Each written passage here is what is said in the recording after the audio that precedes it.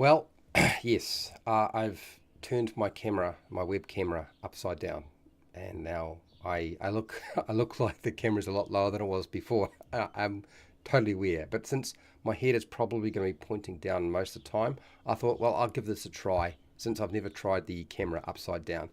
But that's not really why you're here in the first place. If you're here for a different reason. I'll put up a poll. Feel free to take part in that poll. How's it doing, Fred Huber? How are you? Yes, I am a little bit late. I'm getting there. Okay, I'm trying to get things done. But anyway, no notifications. That's right, because YouTube does not notify you when I do a live stream. That would be the norm for them. But that's all right. That's fine. So we've got a bit of work to do today, and you know what the topic is. It's in the title, if it's not obvious. So let's get started. I am only going to be doing this for a little while. I have another live stream I have to do later on today, and so yes, I have to get started, get cracking. Anyway, let's start. Hi, welcome to How to RPG. My name is Fred Wheeler, and today I want to talk about role-playing games. So what are we doing here? Why am I here today? We're going to fix or remaster the races for Dungeons & Dragons 5e. I have for some time, as Wizards of the Coast has essentially made multiple adjustments to the races and how they work. I don't know they know what they want to do with the races. Call it a race, call it a species, it really doesn't matter. That's not the biggest issue for me. It never really was.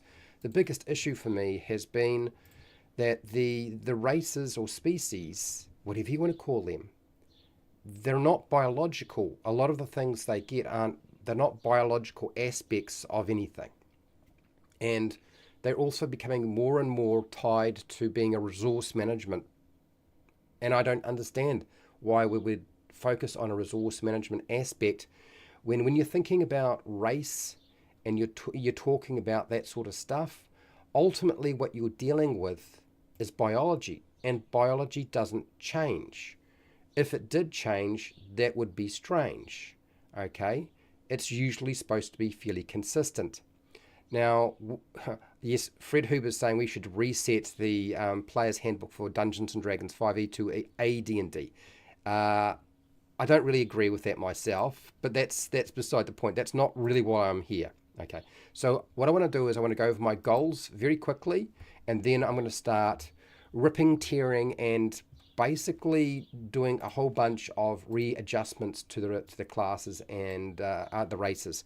This is only intended to be an hour long. I will come back to this topic in the future. I don't want to do this for 4 or 5 hours. I just don't have the time. Like I said, I've got to be somewhere else. So these are the things that I am focusing on for today. These are my goals. So they may not be your goals, but they are my goals. I want to keep the races or species, I want to keep it simple. They don't feel that simple right now. It actually feels very complicated. I want to make sure that the races or species have features that are biological in nature. That's actually quite difficult to do because so many things have been locked into the race when they probably shouldn't be. The other thing is, I'm not really concerned about race or species balance.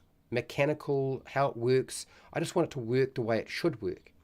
Now, why is that? Because I don't believe that when you play any kind of role-playing game that a game master is running for either an adventure or a full-blown campaign or a one-shot, that every single race should be up for grabs. I'm not of the opinion that that is something that we should definitely be allowed to do. That the races and species should fit the context of the world that you're playing in. So you'll see races and species I work on, and my intention is that they're not freely available for every single world. And I think the problem is when you put things in the player's handbook for 5e, people just assume that everything in the player's handbook should be up for grabs. And then they start looking at all the other supplements and they want that all up for grabs. And that's not really where I think it should work. Not every world should be a complete mixing pot. Sometimes there are going to only be 4 or 5 species or races to play. That's it. Sometimes there'll be 30. Sometimes there'll be 10. Maybe there's 8. Things like that. I want to reduce the dark vision benefits. Dark vision is pretty much in every single race in Dungeons & Dragons 5e. I'm either going to remove dark vision from a race or species, or I'm going to reduce it down to 30 feet. There is no way that the player characters are underground nearly as much as the monsters who have dark vision. So their dark vision should not nearly be as good as the monster's dark vision. A goblin spends more time underground, or a orc spends more time in the dark and underground than the player characters do. Okay? They are not a night moving creature. Okay? They are a different kettle of fish. So you're going to see me adjusting dark vision quite substantially. Make sure that ability adjustments allow for some choice. I like the idea of allowing choice in where you put your ability score improvement or adjustments with a race. I know that there's been this tendency to try to, let's remove it from species and races and put it somewhere else. I think that's just moving the issue. But I also think that some of the ability score adjustments and improvements should be tailored to the biology of your race or species as well. And I'm going to do that in a very sort of broad way, probably in a way that you haven't seen before. Eliminate all the short rest and long rest mechanics from a race. It doesn't make sense. If you are playing a particular race or species, that race or species, whatever feature they have, should always be on, should always be working. If the feature you're putting in place is so powerful it must only be used once a day, don't include it. Make it weaker. It's my opinion anyway. Removing bonus actions and reactions from race features, which I've started to see creeping in there. Again, I think that is complete nonsense. I don't like bonus actions. I don't really particularly like reactions. I think they slow the game down. I think they create extra complications and confusion, and it's better not to even include them. So they're going to go way of the dodo, okay? Just imagine it right now. They are on their way out as far as I'm concerned. I want to ensure that my home group, because I'm doing this really for my home group and my patrons and you are coming along for the ride, I want them to like what I'm doing. I want them to agree what I'm doing, and I want them to like the changes that I'm putting in place. And I need it to make sense for me as a race or species. Otherwise, why am I doing this? I don't know. So those are the things that I'm focusing on in terms of my goals for today. Now, I've taken probably a lot longer than I really wanted to actually explain all that, and now we have to actually get some work done. So that is what I'm going to do.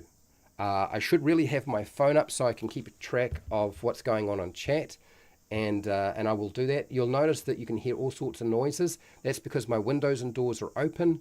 If I don't do that, I cannot do this live stream. It is just too hot, and no, I'm not getting an air conditioner in my tiny little office.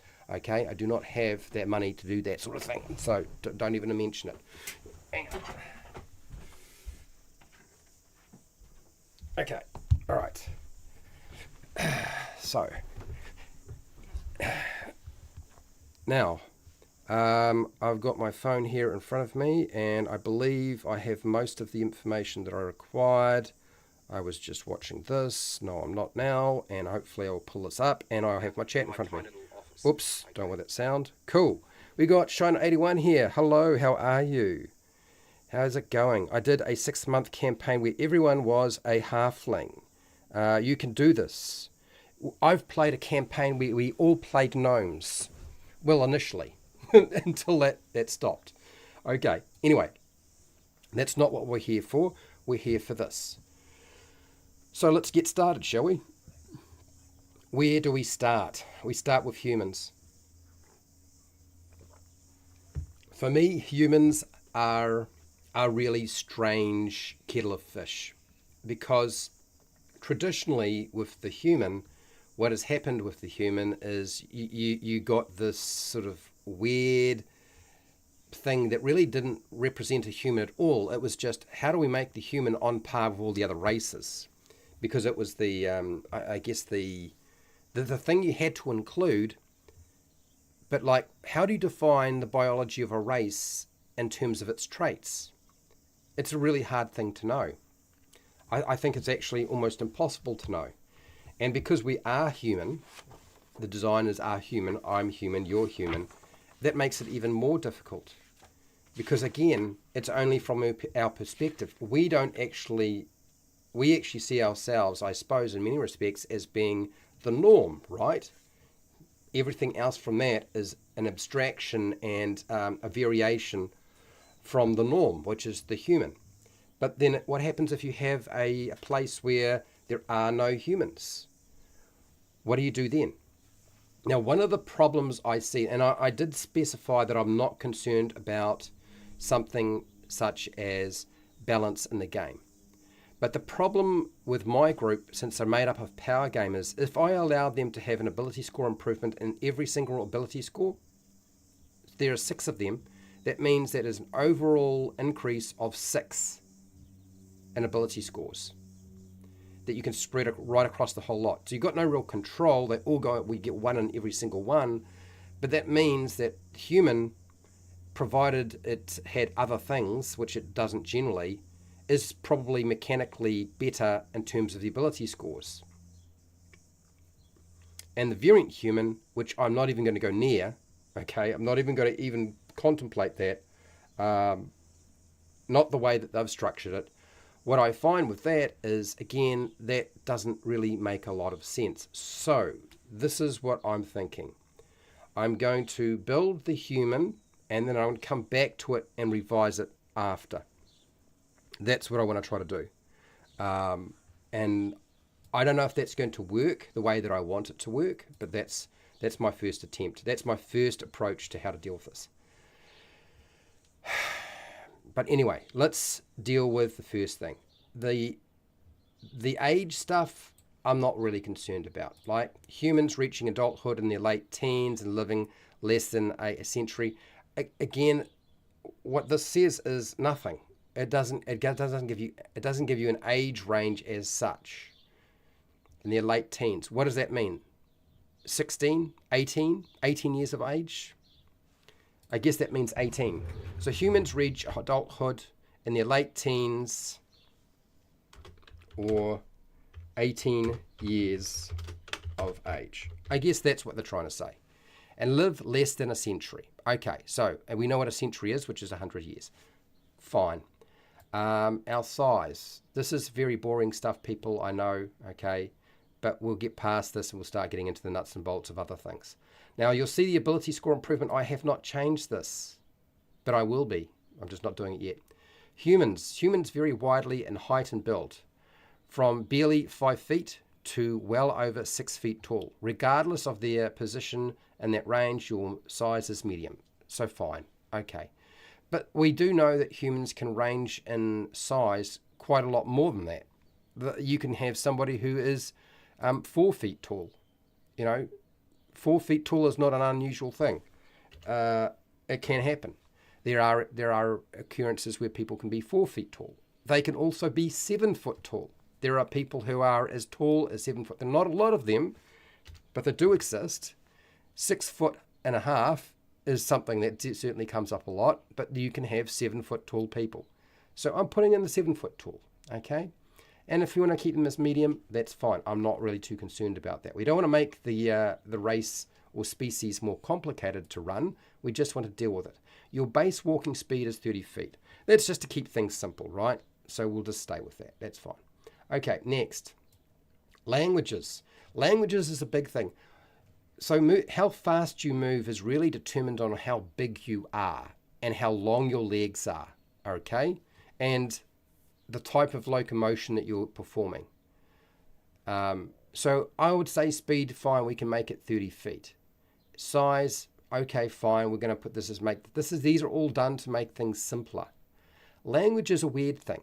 Is language got any bearing on your biology? When you think about it, as a human, is it not possible for a human to know only one language? To only be able to speak one language but not be able to read it or write it? We know this is a fact. We know that some people know 6 languages and they can do them fluently. We know some people who can speak one language fluently but another language, a second language, or even a third language, but they're not fluent in that language, they might struggle a little bit. So this is where our problem lies. What do we do with languages, with humans, that actually makes sense? Because in the past, languages was tied to your intelligence modifier. How intelligent you were determined how many languages you would know. Okay? Not your race or species. So this is, I suppose, where I'm going to take a little bit of creative license. So races or species.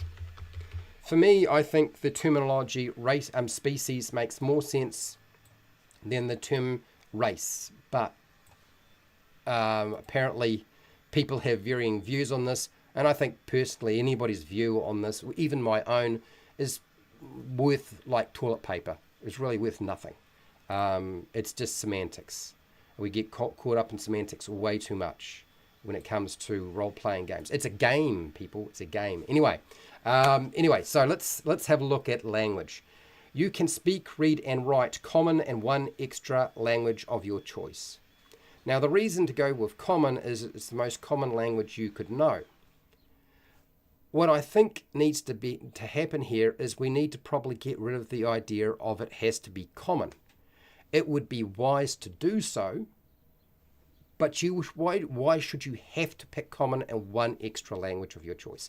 So what we're saying is biologically humans are probably going to know common and one extra language. So they're bilingual. I'm not bilingual. I know one language. I'm not a good representation of the world though. There are a lot of people around the world who are bilingual or know even more than one language. So how do you deal with that? I think my first approach to this, and I really struggled with this idea until just recently. I think we need to go, you can speak, read, and write 2 languages of your choice. 2 languages of your choice. If you decide to not pick common as one of those languages, and then suddenly you're trying to talk to other people and they all know common and you don't, tough tutus. You should have picked common because you had the choice to do so. So that's what I'm going to do. But what I'm going to do is I'm going to add another line for those of you who are wondering what's going on here. So what have you got here, Fred? A piece of dry vent through an ice chest, blew a small fan through, aimed it at you. Ice wind in the chest. You can make more comfortable, cheap, easy. There is no space for any of that sort of stuff. There is so much electronic gear in my office that I'm always worried about the water in my cup and in my bottles spilling on gear. So it ain't going to happen. There's no way that's going to happen. Nice attempt to rectify my issue, but it isn't going to work that way. When summer is over, the windows and doors will be closed again because it'll be freezing. Shiner81, I think humans are the great adapters. We use tools and can see a tool where none exists. So I would like to start with a tool set proficiency or be able to learn tools by picking up and dismantling. So first off, I know where you're going with this, but I would say that tool proficiencies is a background thing and not a race thing or a species thing. I think it has almost nothing to do with the race or species that you're playing, unfortunately. A&D had an aging table, effects of being in different age categories. Yes, I remember this. And the table had the ages for races in the player's handbook. Yep, I do remember this. I don't know that we necessarily want to duplicate that. I'm getting rid of the hat, people. It's gone. Okay. Slurry Scott. Scott, how are you? I speak human. Right, exactly. Slurry, right on that. I agree. I speak human. The locally most common language. Yes. Well, and that's really up to you. Because what if common is not the most common language in your world? What if it's a different language, a dialect? It could be anything. So let's just leave that open. That's for players and game masters to sort out. Now, humans typically learn the languages of other people they deal with, including obscure dialects. They are fond of sprinkling their speech with words borrowed from other tongues. Orcish curses, Elvish musical expressions, Dwarven military phrases, and so on. It is recommended to... Do I need to even put this in? No, I don't. No, I don't. I don't need to put anything there. So let's leave that alone. Let's just say biologically humans get 2 languages, and if they get more, it's because they picked, a particular class or a particular background, or they're using feats of some kind. Let's leave it at that. Now, the ability score improvement stuff. The ability score improvement stuff, I think that there needs to go. I think it makes no sense to have a skill as a biological aspect for any race or species. I think it makes no sense that proficiency in a skill for any race or species makes any sense. Having advantage on a particular skill may make sense, though, depending on the biology. I think ability score improvements out of anything is the most biological aspect of any race or species. So let's write it the way that I think it is. Since humans can vary so much, let's write it as a variation. Okay, so, and I believe there is a new, so what we want to do is we want to improve 3 different ability scores. So I need to structure it in such a way that it follows the, now it's, I believe Tasha's had a way of describing this that was really good, and maybe I should borrow from that. And do I have Tasha's close by? This is probably the only time that I thought Tasha's actually was useful to us. And I do not think that feats make any sense for any kind of biological aspect for a human either. So for those of you who are wondering about that, I just don't think it makes any sense whatsoever. Anyway, let me grab Tasha's, because I think that's probably a good place to build from. Now the wording for Tasha's, I still have a few problems with it, so I wanted to adjust it a little bit.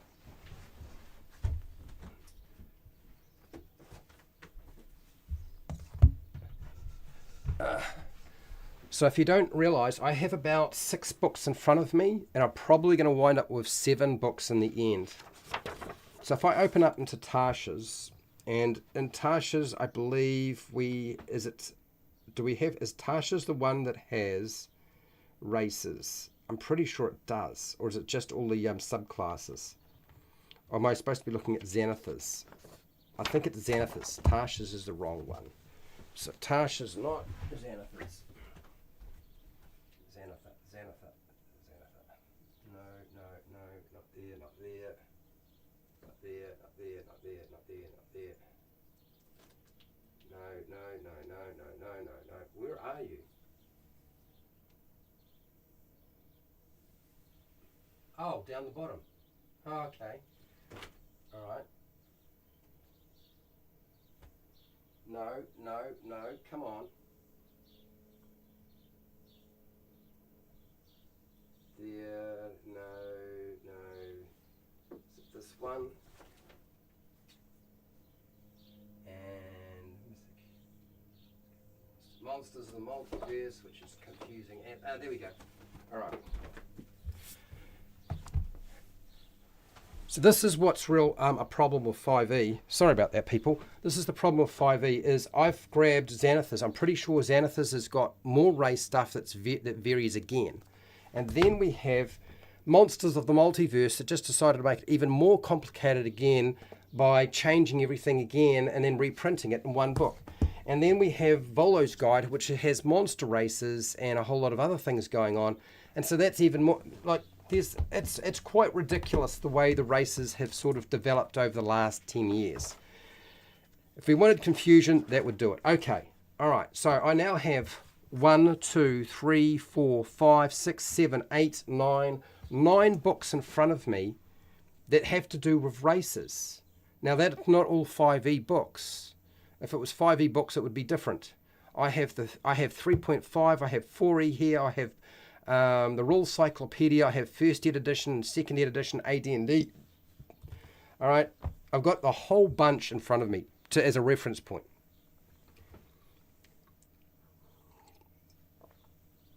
So even if I don't take all those books, 5e's got so many things going on here. So let's have a look at what we've got. I believe, if I look through here, we get to... God. I can't even remember. Here we go. Is it racial feats? Under racial feats in Xanathar's Guide to Everything. 73. 73. And if I open up to 73, what do I get here? Racial feats.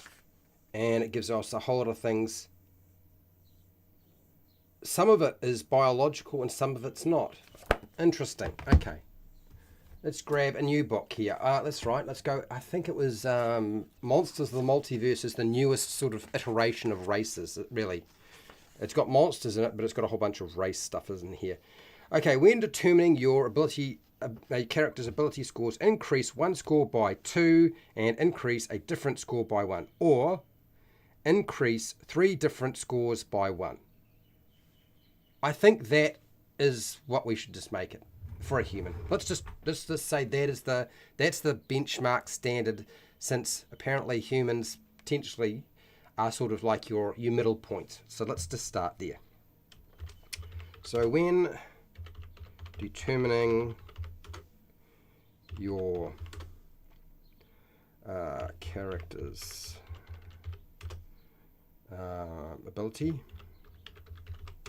scores, increase one score by 2 and increase and another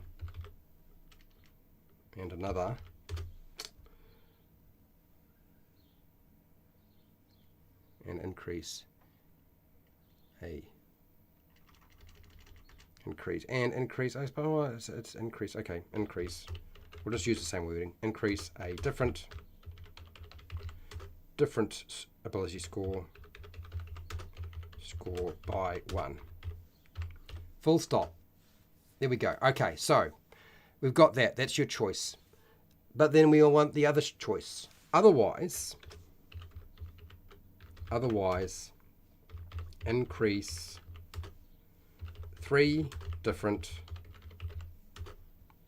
ability scores by 1. And that's it. I think that is the level of complexity that we require for them. There doesn't really need to be anything else other than that. So we get to either put your points into 2 points into 1 point into 1 of the ability scores, or you can spread it across 3 different ability scores. Don't really have a problem with that with a human. Out of everything that they've done, I think that actually works quite well compared to everything else that's sort of been put forward. As for the human at this point, I'm going to leave the human. I'm not going to come back to this. Because in my head, I still can't understand why we want to differentiate and give the human anything else. The only reason to give the human anything else is because they don't get as many special features as the other races. And if you're a min-maxer, what you'll be doing is you'll be looking at what do I get by taking the race. Now, almost all my players are min-maxers, optimizers, power gamers, whatever you want to call it. It doesn't matter. They don't get offended by me using this terminology. They know what they are. They know how they operate. I know that too. We joke about it all the time. So let's have a look at the 3.5 human. 12. Is there anything on page 12 about humans and their traits that is vastly different that might help us from 3.5? It says something about getting an extra feat at level 1. Okay. It says getting 4 extra skill points. We're not going to do any of that because it doesn't make sense. It talks about automatic languages and a bonus language. So that's pretty much the same. So really the only reason to give them an extra skill or an extra feat is just to try and balance them out with the other races. Can you think of any kind of biology that is represented by a particular feature? I can't think of a thing. Not a single thing. The Gazetta Elfin gave elf certain ability based on their clan. So this is one of the things I'm not going to do is I'm not going to do sub races or races of a class. So I'm not going to do wood elf. I'm just going to do elf. I'm just going to do dwarf. I'm not going to differentiate them because I think that's actually it's intended to try to give you more choice as a player when you're selecting them. But what it does is it actually just confuses everything. Okay, human. Let's look at version 4 of the game. Version 4. If I go to human, what does the human get in 4E that might stand out? 46. Page 46, yes it is. Here we go. So let's have a look. Okay, so a slightly different approach. Human race traits. They give you a range in terms of height and weight to work with. They give you ability score improvements. So what they say is you get to increase one ability score improvement by 2. So really we're giving you more compared to 4th ed edition by getting 2 points in one and 1 point in another. And then your medium, you move 6 squares, which is basically 30 feet. You have normal vision, and I think that's fine. We don't even have to mention that they have normal vision. What is normal vision? There's really no such thing. Normal vision is in comparison to everybody else. If you're a human, it doesn't mean anything. Hello, Dungeons and Chronics. Next, and bonus at will power. So I'm almost immediately when I see you get 1 extra bonus at will power if you're a human. What has that got to do with your biology? And it has nothing to do with your biology. You get an extra feat, you get an extra skill. You have the human defense bonus, +1 to fortitude, reflex, and will defense.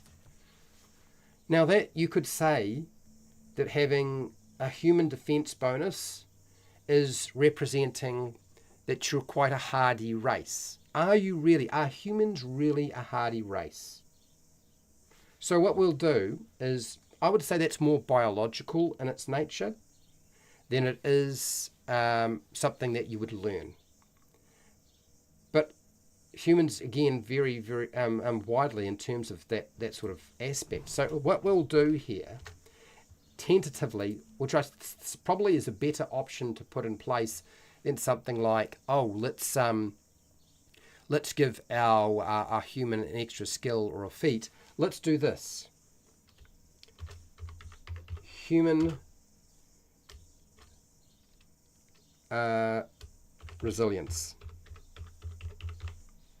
Let's call it human resilience. Might as well. We've got dwarf resilience. Why can't we have human resilience? So you have a +1 bonus to... Now, fortitude is basically constitution. To constitution. And then reflex is dexterity, essentially. And will is essentially wisdom. And if we're resisting something, we're dealing with saving throws. You have a +1 bonus to constitution, dexterity, and wisdom saving throws. Human resilience. Now that's biological. That makes more sense. Do humans really have that though? That's another question, right? For sure. So what I'll do is I'm going to mark that down. I feel like that's more biological. If we really were worried about them having so little, that would probably be helpful to plonk something like that in there. And I'm going to put a little yellow mark on it, just to indicate that maybe it won't survive. Maybe it'll come out. That was 4E. That's what 4E did. Let's go right back in time. Now, Pale Rider, hello Pale Rider. Pale Rider makes a really good point. There weren't subclasses, all just a basic elf and Beckme, exactly. They just got skills based on their clan. Well, and again, your clan is your heritage, not your biology. So that's a very different thing again, right? So we were trying to make the differentiation. We're not dealing with your heritage in terms of where you grew up. We're dealing with just the biology. Okay, so that's what I want to do. Humans, 95% have color vision. That's, yes. Well, let's say that's true. So you could say yes, you can see it in color. as your vision? Do we want to add that in? Is that something that people would see value in? I think most people will just look at that and think, well, that doesn't make any sense, Fred. Why do we worry about that? Color vision. There we go. We'll put color vision in there. That's a biological thing. You can see in color while in bright or dim light. Forget about the color working very well at night though. And I am using British English. I am not American. Okay, there you go. There, that's biological. How much of a benefit is that to you in the game of Dungeons and Dragons? Probably very little. But will it hurt you by putting it in? Probably not. Anyway, now let's grab another book. I wanted to grab one more book from this collection of nonsense in front of me that has been driving me nuts for years. There's something quite satisfying by doing this. Now, for those of you who are thinking, geez, we've only done one race, Fred. There's so many races, and you're only going to be spending a bit of time. Don't worry. This is just a starting. Don't worry. It's all good. It's all good. So let's find a race in the Rules Cyclopedia, which is basically BECME, basic D&D. Okay, so let's go for race. And, oh, that's right. There's no such thing as a race, really. They just had classes, so we don't have to worry about that. Oh, that's the end of that one. That was easy. I know what Fred Huber is going to say. He's going to be saying, you should be looking at AD&D. Now, if I look at AD&D, again, really doesn't really apply because classes only.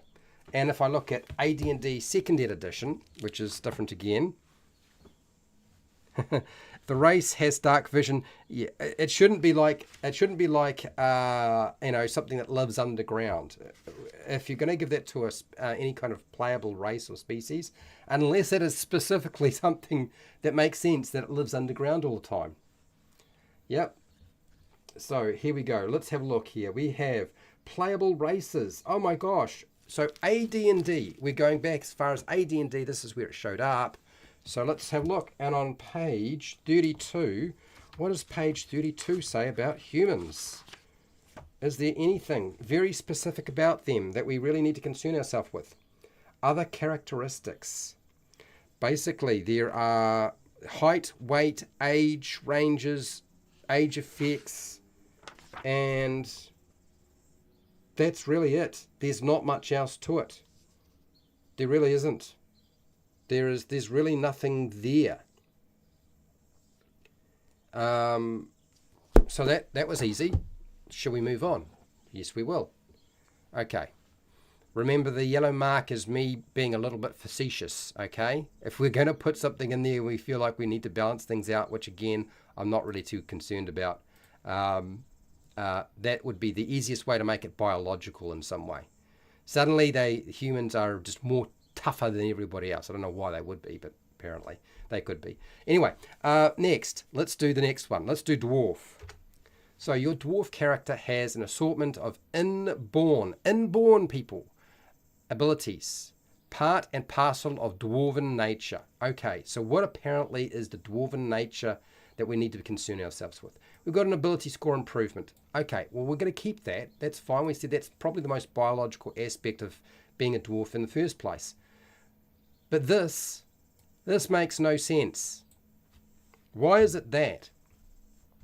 This is what I'm going to do. I'm going to take this statement here, which actually I think makes far more sense. You're going to get a shock because I only just recently, it came to me while I was on the toilet, people. Okay, I'm putting this in. This is for a dwarf. When determining your character's ability scores, increase one score by 2 and increase a different score by 1. Otherwise, increase 3 different ability scores by 1. So one of the ability score improvements improvements must be in. Now, what is it that defines a dwarf? Constitution. They are tough mothers. They're also supposed to be quite strong, right? So which is more important when we think about this? Let's just have one of the ability score improvements must be constitution or strength. I'm going to put a question mark there. I want to see what your thoughts are about this. What defines biologically a dwarf? Is it being hardy and tough and constitution, or is it being strong? Which is it? Which one should it be represented by? I think there should be something that says you have to pick either constitution or strength. But which one really defines the dwarf? Let's see how the chat does with that one. I'm going to be interested to see what you come up with, people. And then I'm going to go through the game and show you what they've done in the past and present my argument about this. How are we doing here? I'm just gonna mark this here with a cross so I know where I'm up to when I'm reading. Here we go. You were being sarcastic, Pale Rider. I know you were being sarcastic, but you got to be careful about being sarcastic in a live stream with me. You know this. You've written your own you've written your own demise, or has you written my demise? I don't know. One of those. If the race has dark vision, assume they see in grey scale like a hook. I like it. I agree. If we're going to see in dark vision, you can only see in a particular hue. That makes a lot more sense because that's how the biology of it works, right?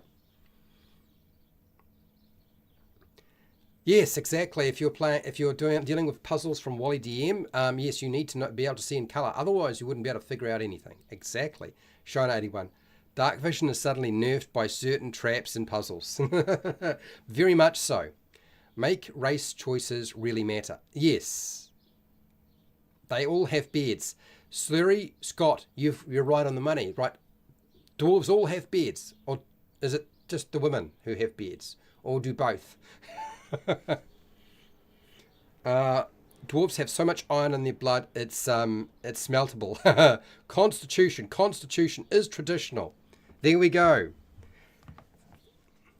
So look, I don't disagree with you, but I'm putting all strength because I wanted to stir the pot. I wanted to see if I could rile up some of you a little bit, just for fun. Okay, I do this sometimes, as you know.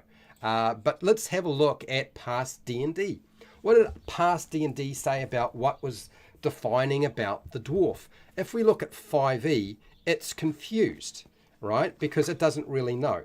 If we look at a dwarf, if we can find a dwarf, apparently we might not be able to find a dwarf, but if we look at the dwarf in 5e, there are options because there's sub-races, right? We've got sub-races going on. So what are the things that define the dwarf? If I can find a dwarf anywhere. Where is my dwarf? My dwarf has lost me. No, come back here. It's flipping through pages. I must have gone past it. It's the problem, I've got glasses on, I can't see. Okay, so it says here, Constitution +2. So it seems like Constitution's a big part for a dwarf in 5e. But apparently Wisdom might be something you'd be very good at if you were like a hill dwarf. Who gives a toss? What is the difference between a hill dwarf and a mountain dwarf? I don't really feel like there's much of a difference. And then we've got Strength. So Strength, apparently if you decide to be a mountain dwarf, you are just better than all the other dwarves. Okay, all right. I'm being facetious again, people. Bear with me. Next, let's go over here. One of the great things, though, about the dwarf is at least some of the stuff they have is not ridiculously silly in terms of how it's been structured. Let's have a look at dwarf. That's 14, page 14. And this is 3.5, D&D 3.5. What did it say about the dwarf? Apparently, dwarves get a bonus to Constitution +2, but they're really bad in terms of Charisma. Really? Why is that? Do we need to have that? I'm not sure that was absolutely necessary. The medium size, fine, okay. Dwarf base speed, 20 feet, not 25, 20 feet. if you are still supposed to be, look, is it really going to be a problem? Is it really going to matter if you're actually still medium size? Why aren't you able to move about 30 feet? I'm not sure that it really matters that much. Let's keep looking though. Dark vision. Apparently they have dark vision. Dark vision up to 60 feet. Yet our player characters do not live underground anymore. You're going to say, it's the biology, Fred. It's the biology. Okay, all right, keeping going. Stone cunning. We know you know what stone cunning is. Stone cunning makes no sodding sense. How is that biological? Weapon familiarity. So you can use war axes and hammers. It makes no sense. Why are you biologically good at doing that sort of stuff? Stability. Okay, stability actually makes a bit of sense. You cannot be knocked prone. That actually makes a bit more sense because you're lower to the ground, so you're a bit more physically stable. You're stocky. In terms of biology for a dwarf, that actually makes more sense. So do we have that in the dwarf? I don't think we do. If we go down here, is there stability in here? No. No, we've got tool proficiency. Again, tool proficiency, completely ridiculous. Let's just get rid of that nonsense. Stone cunning.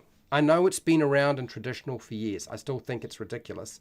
I won't get rid of it yet, but I'm going to do it very shortly. I'm going to prove my point. Anyway, but let's put in one and let's call it stability. Stability. Okay, stability is your center of mass is lower than other humanoids, and you have a stocky build, making it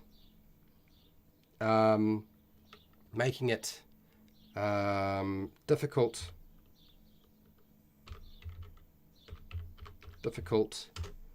to knock you prone. Knock you down. Let's go knock you down. So you have advantage on dice checks when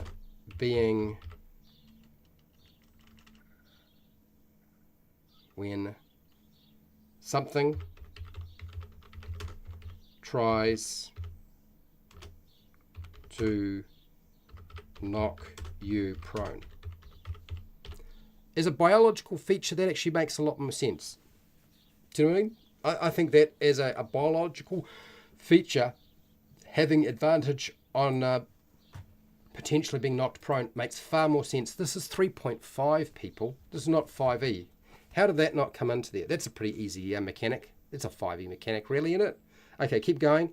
You get a +1 racial bonus to saving throws against being poisoned. Now, I'm fine with that being something. I think, if anything, the Dwarven Resilience, you have advantage on saving throws against poison and you have resistance against poison damage. I think that's fine. I don't actually think there's a big problem with that. Let's just do that.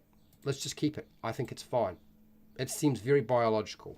I'm going to go through the other stuff as well, people. Don't you worry. Okay, next. You have a +1 racial bonus on crafting checks. How is your biology related to crafting? I know the mythology behind the Dungeons and Dragons dwarf is around more Morden and the god of crafting and so forth. But it's not really a biological thing, and if your world lore is different, it's still going to make no sense whatsoever.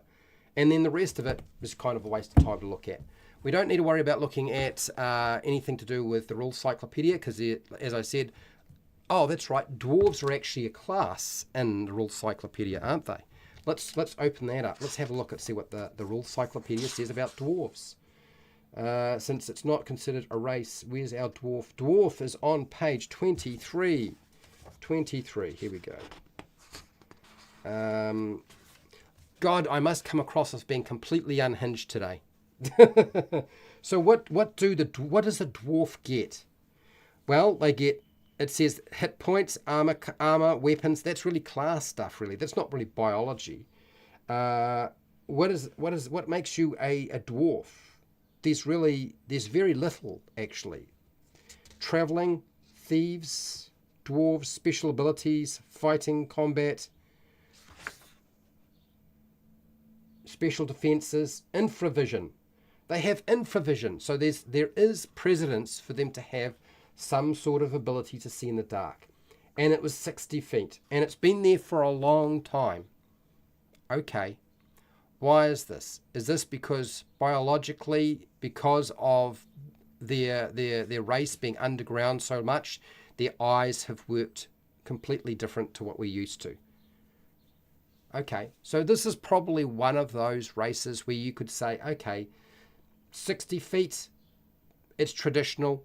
Is it really? I know it's top of the hour.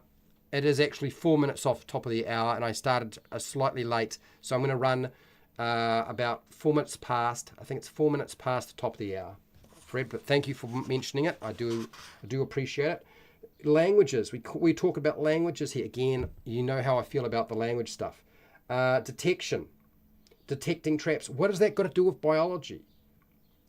You thought I was just going to give a hard pass on 5e and say everything that 5e did was silly. But no, that's not just 5e that I think did silly stuff with races. Okay, let's have a look at 4e. Let's have a look at 4e, the player's handbook for 4e and the dwarf.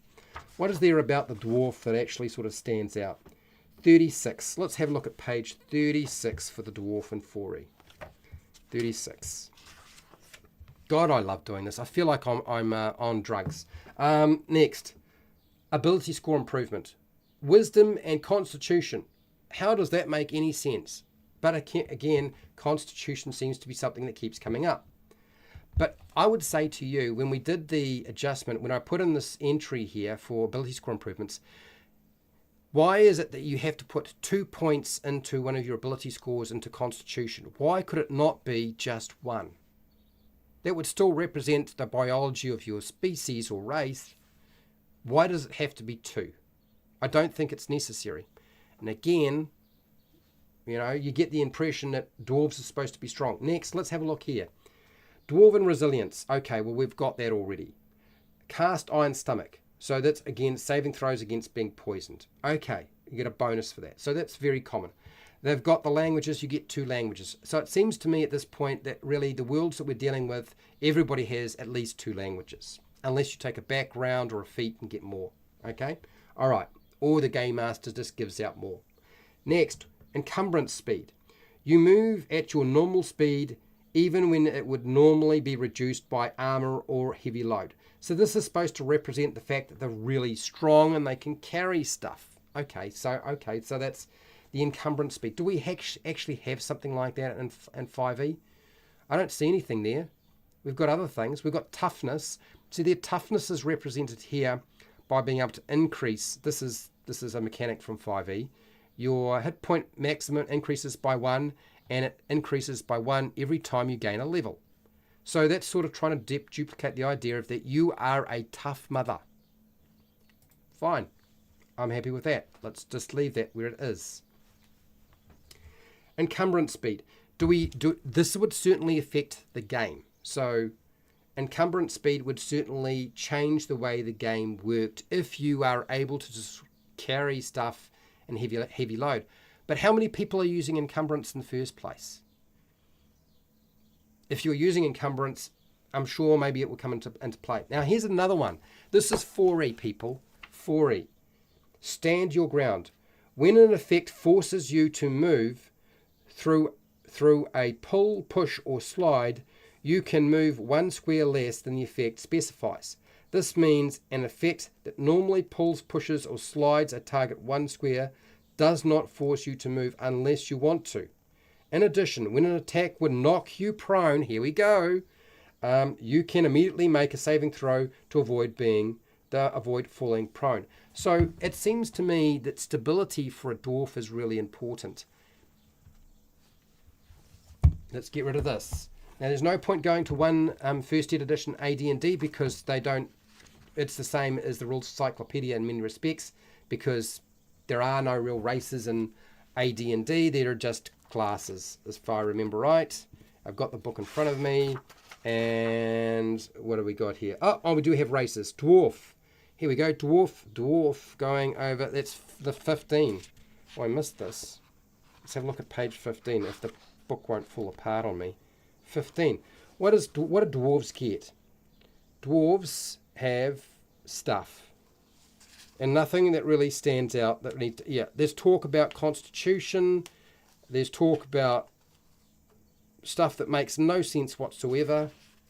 And then we move into combat stuff, which again makes no sense whatsoever. Gradients and slopes, so we're going to leave that. Moving along, let's grab the second ed edition AD&D book, that one. And let's look for dwarf. Dwarf is 27. Let's look at 27. What does 27 have to say about the dwarf? 27. Okay. Languages. Talks about languages. Talks about class restrictions. Who cares? I don't think we even bother with that sort of stuff. It talks about their ability to see. Okay. And darkness. Darkness is a factor again. Don't think infravision, which is basically the darkness thing, right? So that's it. All right, let's have a look. Just check to make sure I've got everything here, but I'm pretty sure I know I've looked through the 5e book. I did. So we're almost done on this one. Let's see. Stone cunning. I know it's been traditional to have stone cunning, but it doesn't really make any sense biologically. You can say, yes, but they were born underground. They should know about stone. No. Rubbish. It's silly. It's nonsense. Language.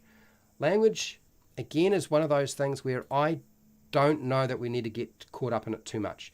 You can speak, read, and write Common and Dwarvish.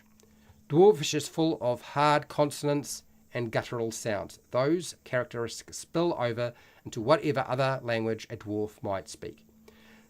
Again, I don't think that fixing it to Dwarvish makes a lot of sense. And fixing it to Common makes a lot of sense. It's done partially as a reason to make sure that everybody has, some standard languages that will allow them to play the game and make it easier for them. But if a player is stupid enough to actually decide not to do that, then let's let them do that. That's fine with me. So we're going to go here. You can speak, read, and write 2 languages of your choice. That is what I'm going to say. Normally,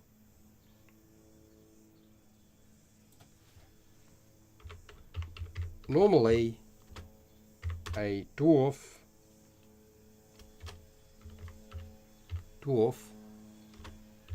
can speak, read, and write Dwarvish. Dwarvish if they came from a dwarven society. That's it. I think that's all we need to do. And then Dwarvish is full of... So that's it. That's our language bit. Let's just leave that there. Dwarven combat training. You are proficient with battle axes, hand axes, light hammers, and war hammers. Nonsense. What is that to do with biology? Nothing. Get rid of it. Honestly, it's been around and it makes no sense whatsoever. Dark vision. Infravision is definitely a thing. So, size. Dwarves. Let's do size. Bold that. Dwarves stand between 4 and 5 feet tall. Well, let's vary that a little bit. You can have a shorter dwarf, okay, and we could probably have a slightly taller dwarf. We could go 6 feet, or we could not go 6 feet. It doesn't matter. Average, okay, so you're medium size. So speed. Speed here. If you are between 3 feet and 5 feet, are you really only going to be able to walk at 25 feet? This C here, I'm not too sure about that. I'm not really too sure about that. Your speed is not reduced by wearing heavy armor. So this is just to represent the fact that you can carry a heavier load, or being Is it heavily encumbered? There we go. Let's add that in. Oh, I didn't do that right. Encumbered. Okay. So that's a trade-off. Wearing heavy armor won't slow you down. Having a heavy encumbrance. Let's just leave it at that. I don't know if that's necessarily the best way to go. I'm going to mark this in yellow. This is one of those things which I'm not really sold on. Okay. Dark vision. Let's look at dark vision. Accustomed to life underground, you have superior dark vision. Okay. Accustomed to life underground, your eye biology, I guess, eye biology, your visual biology,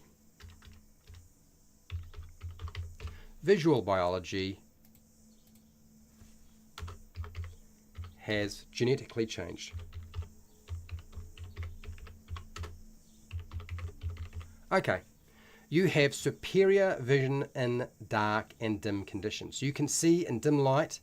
Now, why is it 60 feet? Now, I would say if you live always in a dark environment, 60 feet makes sense. I think it needs to be 30 feet. 30 feet of view as if it were bright light, and in darkness if it was dim light. You can't discern colour in darkness, only shades of grey. And that is it. Grey. That's what I think that should look like.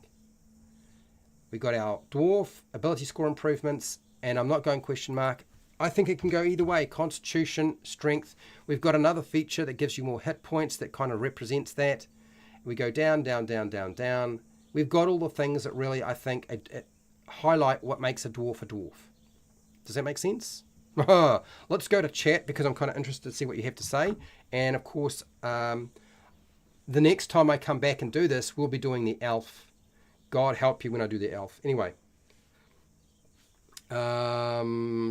Constitution. I like the dwarven magic resistance. They had to roll versus resistance to see if a healing spell worked on them. I think that adds a level of complications that just isn't necessary. I don't know. Why is it a dwarf is better at resisting magic biologically? I don't see it in the lore that much. I don't really think it makes that much sense. Maybe that makes sense for an elf because elves feel like they are a magical being. But why is a dwarf going to be doing this? That it doesn't make sense for me. I wouldn't mind strength actually. I'd go with con. So you get to pick. You either do con or you do strength. You get to pick. It's got to be one or the other. I've given you the option. I left it open. Okay. So that is done quite deliberately because I think you can't really differentiate one or the other. I think it's going to be one or the other that you go with. You're a dwarf that's really strong, or you're a dwarf that's got a lot of, got a lot of constitution. I go with con because they drinking prowess and the ability to eat about anything. Okay, skin made of iron. Well, yeah, but we have the dwarven resilience there already, right? Skin made of iron, steel in your bones to dig. Dwarves are dweebs, are weebies, are weebles, are weebles. What's a weeble? Wobbles? They don't fall down. Oh, they're like yes, like the egg people that you can't knock over. Yeah, that's a dwarf, really, right? Advantage versus being prone. Exactly, that's what I put in there. Do dwarves still have magic resistance? I don't think that they should ever have magic resistance. I don't really think it makes any sense. I haven't put it in. This is a first draft, by the way, people. Hello, Chris Broskett. How are you doing? Prone and moving you against your will, maybe. Yes, that I agree with. Yep, I prefer the infravision, see heat rather than dark vision. I see where you're going with this. So, the problem is, I think with the dwarf race, no, I think you're right there. Actually, you might be right there. Being able to see heat rather than darkness is probably more interesting. It makes the dwarf actually what the dwarf was. Let's do that. I can do anything here I like, right? My stream, my channel, infravision. Infravision. Let's put it in there. Accustomed to life underground, your visual biology has genetically changed. You have superior vision in dark and dim conditions. You can see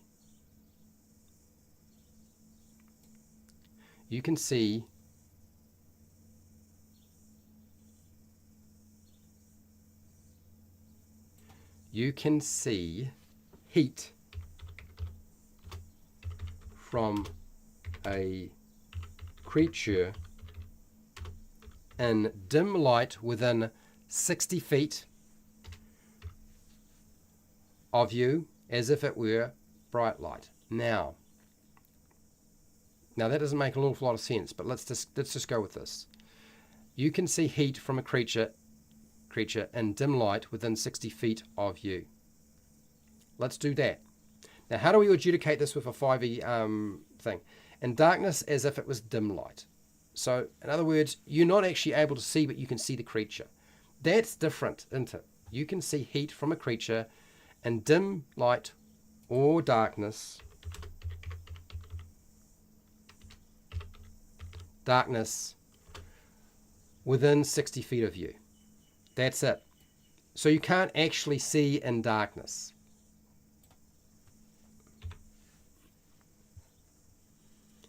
You can't discern color in darkness, only shades of grey. Now here we go. This is the other thing. I think we need to change that.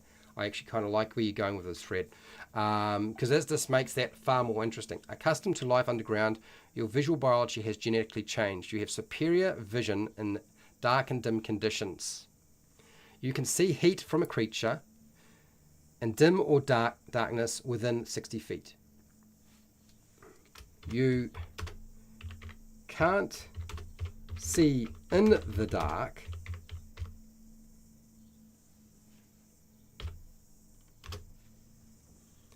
We're not giving them darkness. Let's take that out. Let's make it what it should be. I kind of agree. Is there any use to it in a game? Yes, it is, because it means if you are in darkness and you can't see, even if you can't see where the walls and the doors are, you could see a creature from the body heat given off by them. But it's not dark vision. You can't see in the dark. Let's do that. I think that's a great idea. Boozing. We want a boozing feature for dwarves. I think that's under dwarven resilience, eh?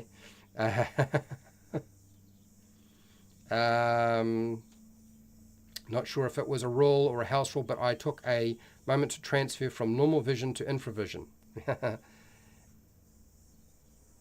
Yes, you're not a dog. You don't see like a dog. I like dwarves having underground navigation. It's a dwarf thing. Well, that's really up to you, but I don't think that's a biological thing. I think that's a cultural thing. I think that's more how they were brought up. Hello, Norok. Norok is a patron. Thanks for being here. Infravision is back. That's right. No, tacos are not back. I'm not a fan of tacos. You know this. You can see heat differences, not just from a creature. Look at some of the infrared. So I'm not even going to specify, well, do creature or heat source. You can see heat from a creature or heat source in dim light and dark vision within 60 feet. Happy? I've added just a couple of words and it changed the meaning quite a lot. Yep. I think we're happy with that. But back to my face. Okay. There's a reason for that. I need to get out of here. I need to go and do some other things because I'm going to be in a live stream very shortly. And yeah, there are things to get done. So, hit that button. So what I'm going to do, this is what I'm going to do. I'm going to come back and I'm going to keep reviewing the races.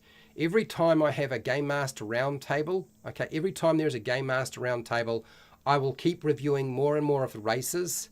And the reason is I only can allocate about an hour to it, whereas classes need significantly more time to work through.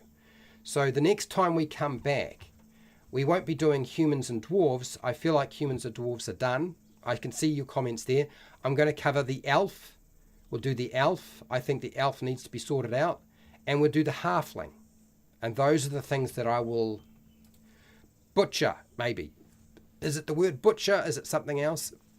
Who knows? But I think that would be the best way to approach it. That there gives me hope that this, what I've done now, gives me hope that I could actually play a race or species and the biology makes sense. Whereas before it didn't really make sense. And it goes way back, you know, way back. Like, okay, this is just another reason to give them a new feature. And I just don't get it. It doesn't make sense to me. Anyway, I am done. I am finished. I have to go. What I should probably do is give you a link to the live stream. We'll be playing Spaceballs very shortly. Spaceballs, for those of you who don't know what Spaceballs is, it's a movie. It's a parody of Star Wars, and we're using the Sagas system, which is a rules light system which basically just uses dice. There are no modifiers. You just roll a dice and see what happens. And I'll be doing that on Wally DM's channel very shortly in a couple of hours, well, 2 hours roughly, which means I've got no time. I'm going to chuck it into the chat. I'm going to thank all of you, of course, as I always do, for hanging out with me because it's always fun. And I applaud you for putting up with my ranty nonsense yet again. If anything annoys me the most, classes, races, feats annoy me a lot. So I had my vent for today. Well done, Fred. Cool. Anyway, so thank you to my patrons who support me on Patreon. Thank you for listening and watching. I do appreciate it. Thank you for taking part in the poll. Do you think races for Dungeons & Dragons 5e need fixing? Yes, 55%. Undecided, 27%. No, 11%. I think that is a big, huge yes, it probably does need to be sorted out. Okay. Whether you do the changes I've done, who knows? You, Matthew, you have shown up at the end again. It's one of those things. I don't know what to say. Yes, I look, what can I say? I changed the time of my live stream on a Friday in New Zealand, and it was because I wanted to sleep in. Okay. All right.